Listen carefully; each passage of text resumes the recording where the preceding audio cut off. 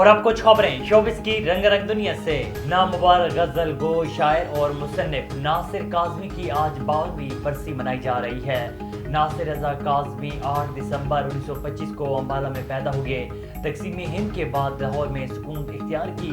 اعلیٰ تعلیم کی تکمیل تو نہ ہو سکی، لیکن شعرگوئی کا آغاز جوانی میں ہی ہو گیا۔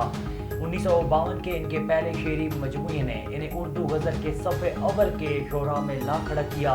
ان کا شمار جدید غزل کے اولین معماروں میں ہوتا ہے اور ان کی ادبی خدمات کے اعتراف میں پاکستان پوسٹ نے 2013 کو خصوصی ٹکٹ جاری کیا۔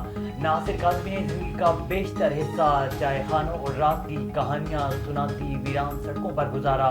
ان کی بہترین نظمیں اور غزلیں انہیں تجربات کا نچوڑ ہیں۔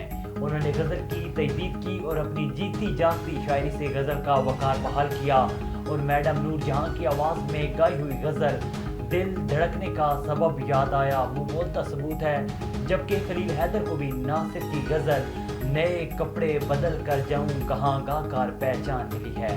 پاکستان شوبز انڈسٹری کی معروف اداکارہ سجل علی کو بالی ووڈ کی بیبو کرینہ کپور کاپی کرنی مہنگی پڑ گئی۔ سوشل میڈیا پر سجل علی کی نئی ویڈیو وائرل ہو رہی ہے، جس میں اداکارہ کو شوبز انڈسٹری میں اپنے بہترین دوستوں اور پسندیدہ شخصیت سے متعلق بات کرتے ہوئے دیکھا جا سکتا ہے۔ ویڈیو میں سجل علی نے کہا ہے کہ ہماری شوبز انڈسٹری میں میرا کوئی بھی اچھا دوست نہیں، میں سوشل میڈیا پر ہیش ٹیگز اور ٹرینڈز کو بھی نہیں دیکھتی۔ پاکستان شوبز انڈسٹری کی خوب روح اداکارہ کنزہ ہاشمی نے انکشاف کیا ہے کہ انہیں 16 سال کی عمر میں پہلا معاوضہ 5 لاکھ روپے ملا تھا۔ حال ہی میں اداکارہ کنزہ ہاشمی نجی ٹی وی شو میں بطور مہمان شریک ہوئی، جہاں انہوں نے مختلف موضوعات پر کھل کر اظہار خیال کیا۔